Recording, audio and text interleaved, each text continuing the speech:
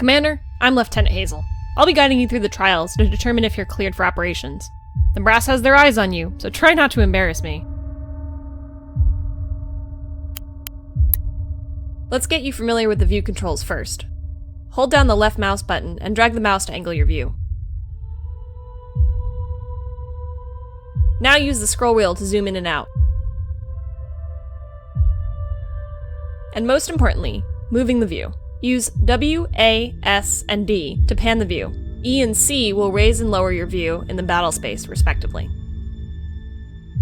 And that's it. Let's move on to the actual interface. We're going to select one of our ships now, so sit tight. You can select a ship either by clicking on its icon in the battle space, selecting it in the ship list, or pressing its corresponding number key indicated in the ship list. You've selected a ship. Now if you want to focus your view on the ship, you can use the F key. You can also do this by double tapping the ship's number key to both select and focus on the ship at the same time. When focused, your view will automatically track the selecting unit until you move the view.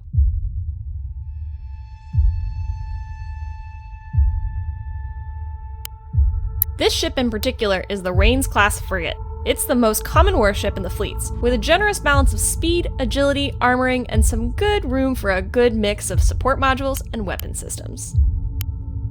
You'll also see at the bottom of the screen a readout of the selected ship. This is the ship information bar, and it's a list of the status of modules, weapons, current orders, and the general posture of the warship.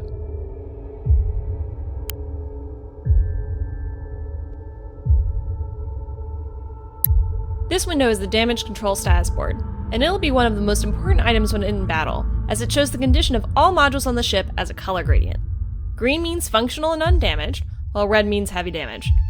A destroyed module or weapon is indicated in gray. Damage control is a whole can of worms, so we won't be covering that for now. Let's move on.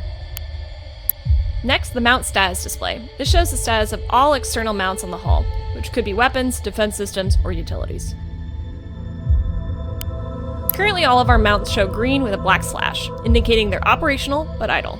If you're ever confused at what a color or a symbol means, you can hover over the color status icon with your mouse to see what's going on. Lastly, we have the posture controls. These define how the ship will operate. From here you can control maneuvers, which sensor systems are enabled, and toggle specific defensive systems. Right now I've disabled most of these so we don't toggle something by mistake, but we'll go over these systems later.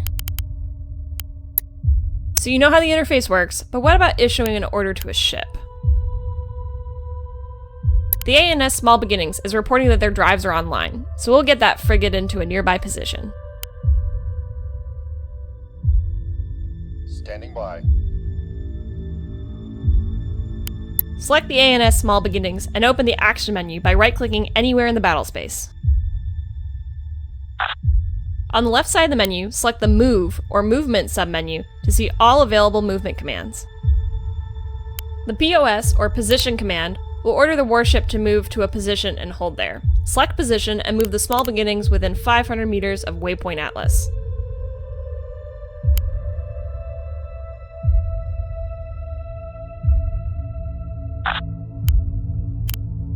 This is the dial widget, and it will allow you to accurately select a position on the plane the ship is currently on by moving the cursor. You can left-click to confirm an order, or right-click to cancel. To change the elevation, hold left control and move your cursor up or down. Force lead in. You can also issue waypoints by holding left shift and marking a path. The order will only be confirmed when left shift is released and you click again. Don't forget, if you need to get a better view, you can still hold the left mouse button to angle your view even while the dial is open. When you're ready, lay in a course for the Small Beginnings to position itself near Waypoint Atlas.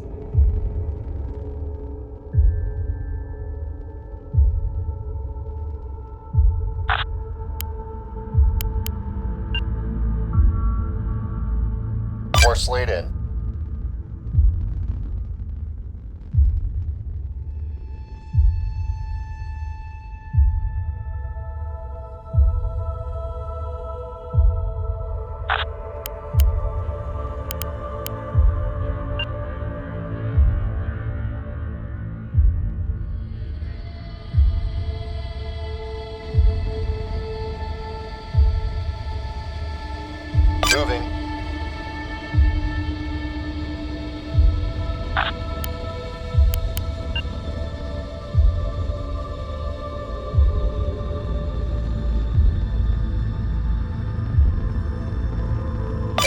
now, Commander.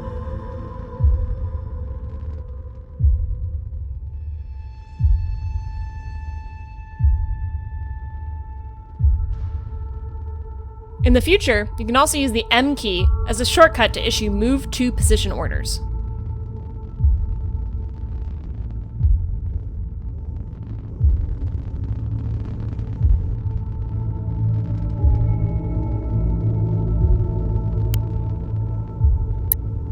Now let's talk formations. Because only one ship can be commanded at a time, formations are crucial for grouping your forces and keeping management simple.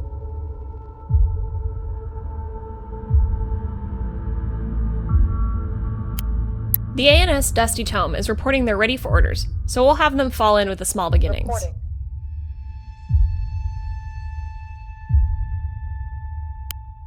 Select the Dusty Tome and open the action menu. The formation command can be found under the Move submenu and is issued with the FRM or Formation button. You can also use the keyboard shortcut Left Shift plus F key. We first have to designate a ship as the guide ship. This ship will be the actual leader for the formation, and all warships following the guide ship will try to copy their current orders. Select the ANS Small Beginnings to mark it as the guide. Next, you'll need to designate a position for the Dusty Tome to take up in formation. The dial functions exactly like the movement command, but it's relative to the guide ship. Pick a position for the Dusty Tome to keep station on.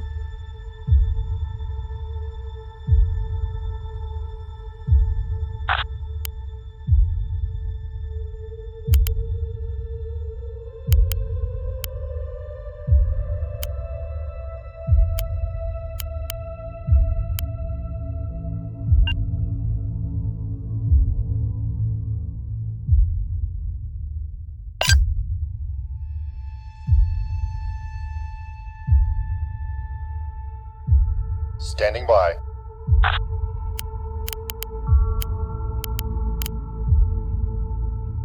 Send traffic.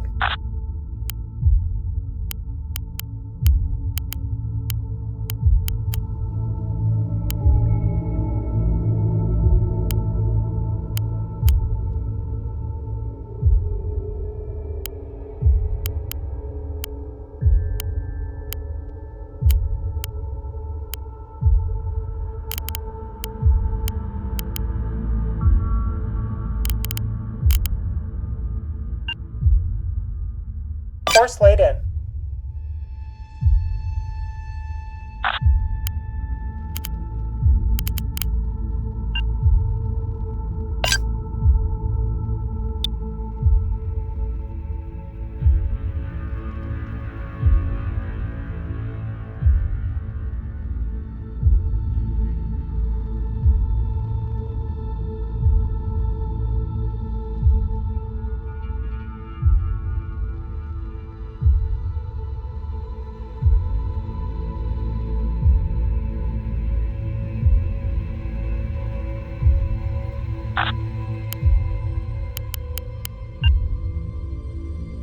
Helm, take us in.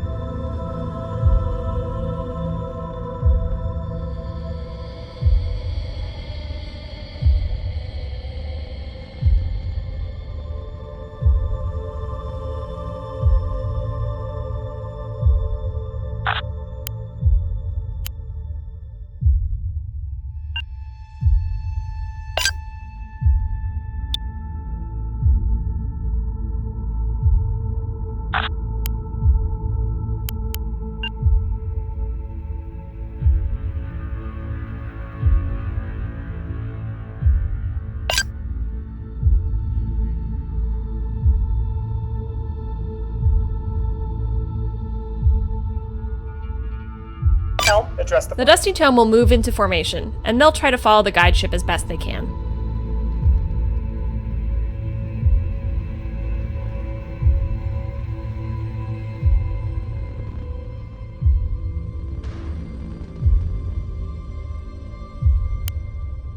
If the guide ship is moving when the ship is ordered to form up with it, the guide will automatically slow down to allow the other ship to catch up.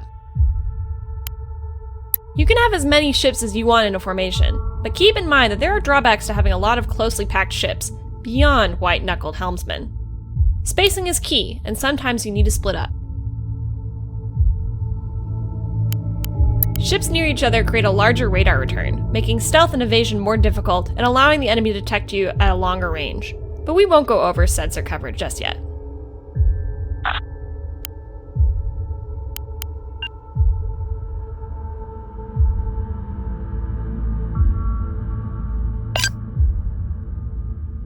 Aye, forming on guide.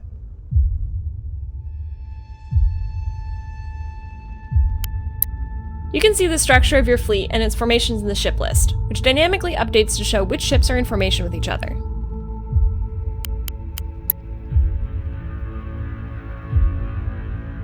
Orders can be issued to your entire formation at once by opening the action menu in formation mode. This can be done by using left shift plus right click with any ship in the formation selected.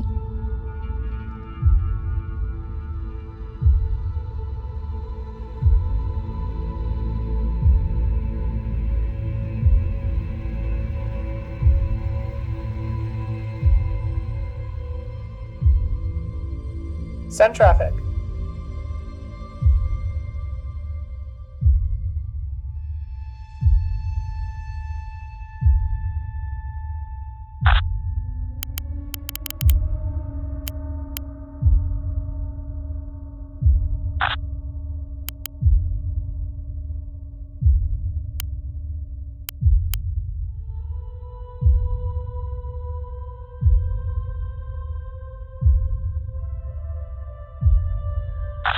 The action menu will indicate it's in formation mode by displaying the number of ships the order will be delivered to. For formation mode, don't worry about which ship you have selected, as the order will be delivered to all of them. Easier that way. Movement orders are a special case, as they will always be routed to the guide ship, and the whole formation will follow them. Now let's get the whole formation moving in a direction. The Drive Course command, found on the Move submenu as the CRS or Course button, will order a ship or formation to travel in a certain direction indefinitely. Select the Drive Course command now. Do not issue the order just yet. When it comes to picking directions in space, you'll use the Sphere widget. It's similar to the Dial widget from before, but allows for choosing directions more uniformly. It can be a little tricky at first, so take your time and get a feel for it. Moving your mouse cursor around will position the target on the surface of the sphere. By holding left control, you will log the direction and be able to change the radius. This is useful for weapons, as you'll see in a later lesson, but for choosing a course, we really only care about direction. Know that the cursor will remain on one side of the sphere, even if you pan the view. The initial size is determined by where your mouse was relative to the ship when you first opened the widget. If you need to switch the side, hold left control and draw the radius back through the center until it's on the opposite side. Get some practice moving the cursor around now, as selecting a direction or position in 3D space can be very disorienting at first. When you're ready, issue the order to get the formation underway in the given direction.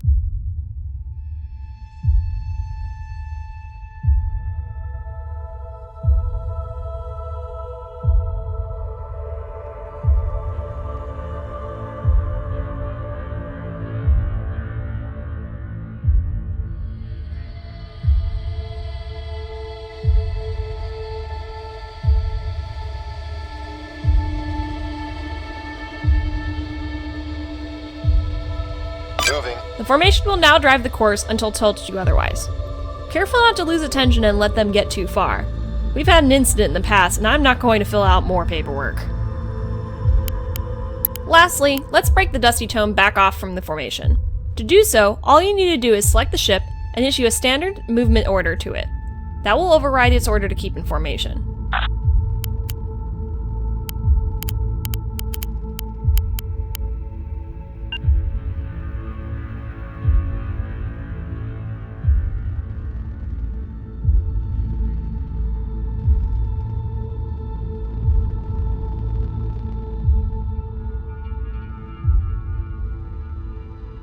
Aye, full burn.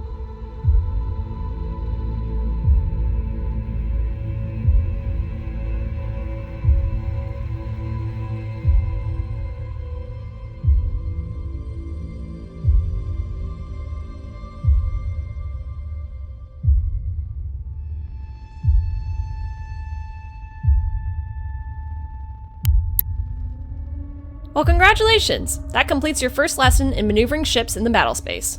We'll cover more advanced topics like weapons employment and tactical view in the next lesson. I'll see you back at the Academy.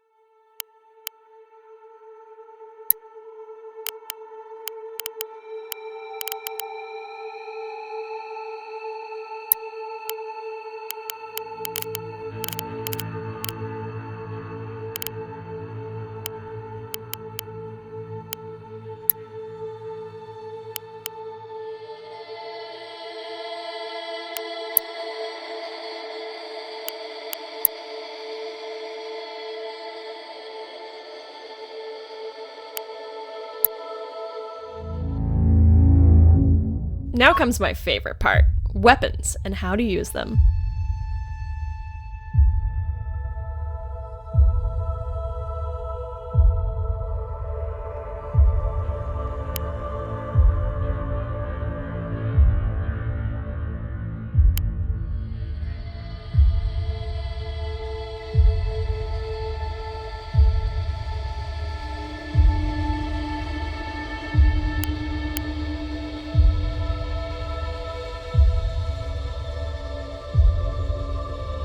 Don't worry about that red contact over in the distance. It's a decommissioned frigate that's been tugged out here for target practice.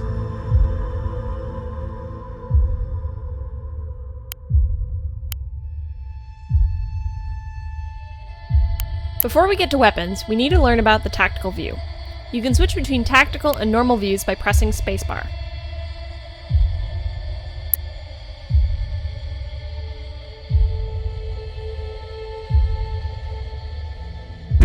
The view controls here are the same as before, but you can zoom out much further and get a better idea of the situation in the battle space. Take a moment to look around now.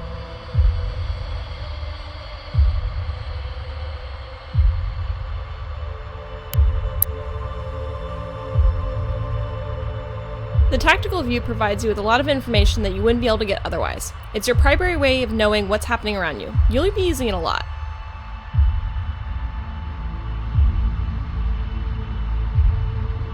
The range plane shows you both elevation of targets and their distance from a given point. When no ships are selected, it sits at the center of the battle space.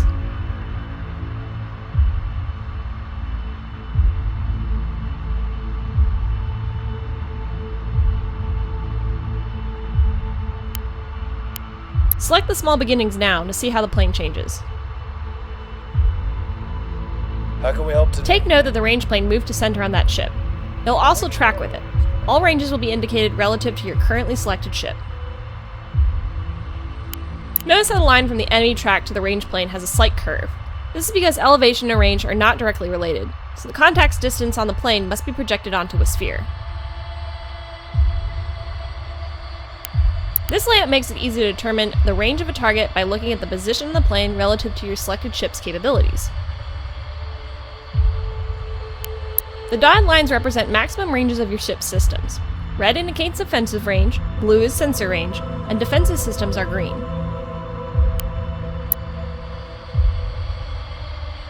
While there are common ship configurations found throughout the fleet, most ships have some unique capability. The ANS Small Beginnings is configured with 2 Mark 62 twin-barrel 120mm cannons and a 16-cell vertical missile launcher. I'm unlocking your weapon systems now, so let's put gunnery to the test with some tried and true naval fire.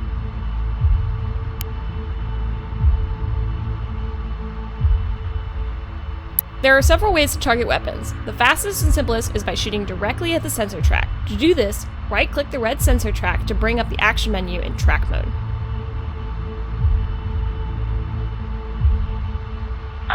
The action menu will indicate it is in track mode by displaying the targets and track number in the space. It will automatically open the weapons list if there are any weapons on the ship. The active targeting mode is shown at the top of the list. Right now we are in track mode indicated by TRK. We'll talk about other modes later. Select the cannons from the weapon list and light up the target. Beginning the attack.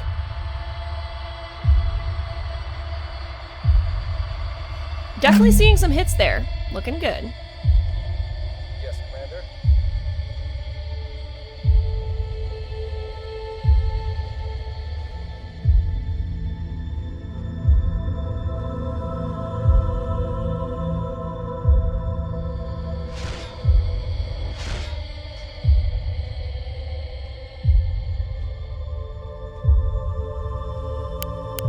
If the guns can't hit a target, the ship will automatically roll itself to get currently active weapon on angle on the target.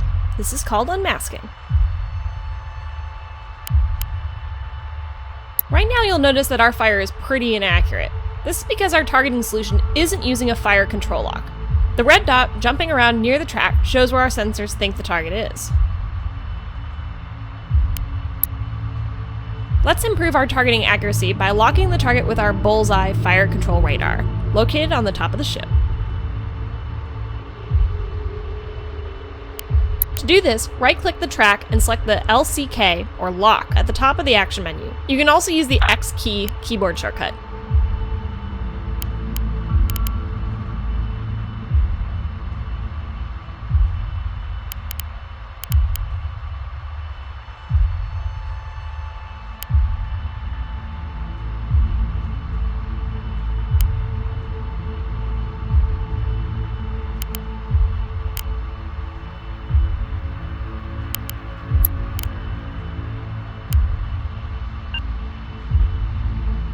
Can't target them from that distance.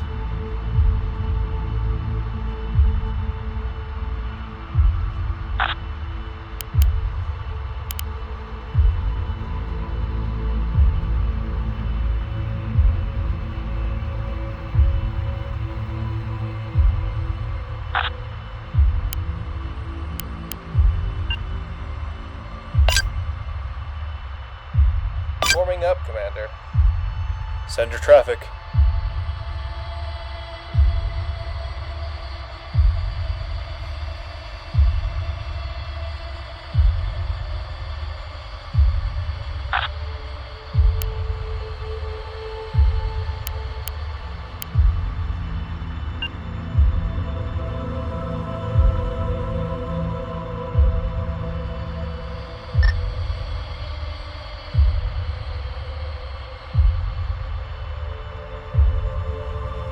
On the way, Commander.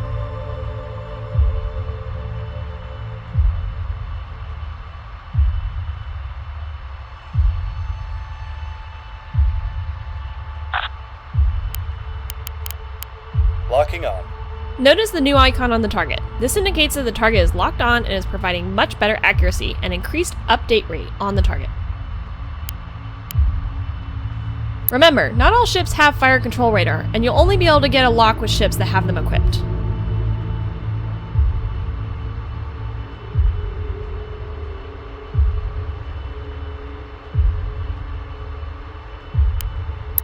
Right now we are shooting armor piercing, AP, shells at the target. Armor piercing is effective on armor plating, but will only deal damage to internal components directly in the shell's path once it punctures the hull.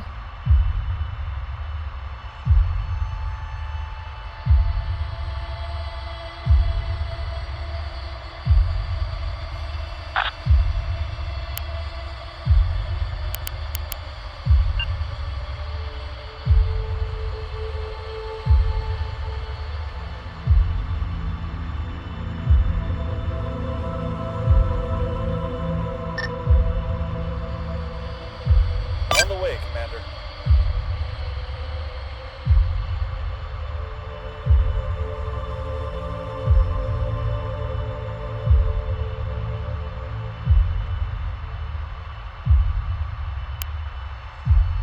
Well, any damage is a good thing. We can deal even more damage by switching the shell type to high explosive, dealing damage to a wide area in the target's internals.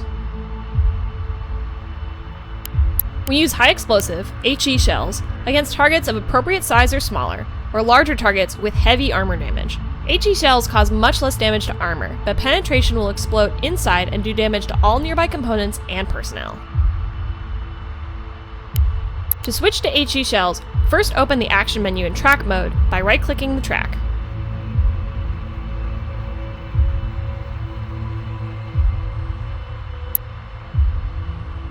In the weapons list, next to the cannons entry, click on the ammunition icon to open the ammunition list. Click the 120mm HE shell option to select it. The ammo switch is now pending and will only be executed if a new fire order is given. To begin firing the new ammo type, click the weapon group to confirm the ammunition change.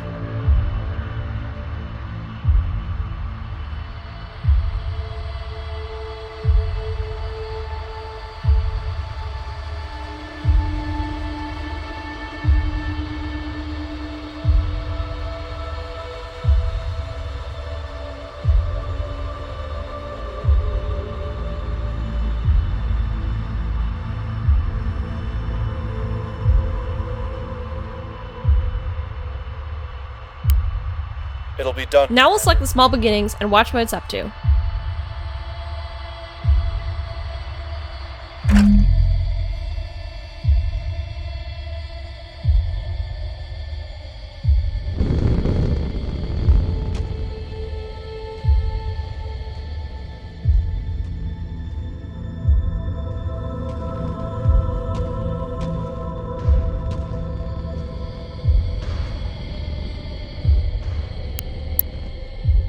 The mounts display shows the ship's cannons are firing and cycling.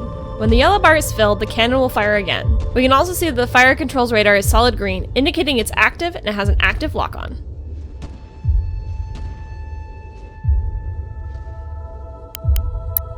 Here's the active orders list, showing an icon for each order the ship is currently executing. Right now we have an order to fire our guns and an order to lock the target. Have the small beginnings hold fire and break their lock-on by right-clicking on the order icons to cancel them.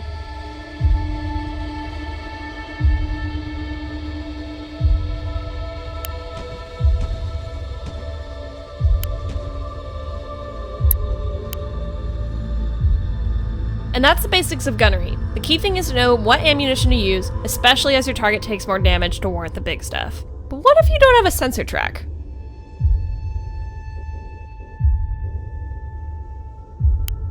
Take a look at your ship's hulls, and you'll notice the 4 white octagons on the sides. These are radar panels, and provide coverage for their respective sector of space. There's also a central control module inside the ship, which tracks what these panels see.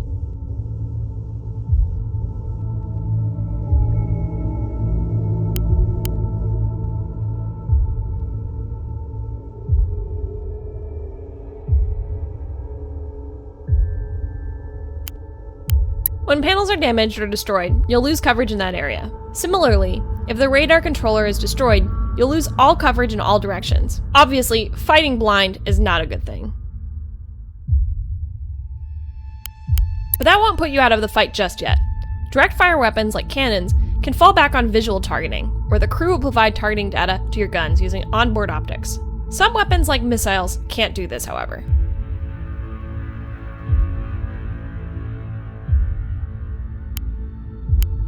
I've ordered your crew to disable the radar. Take a moment and observe what happens. You don't want the first time you're operating without radar to be the real deal.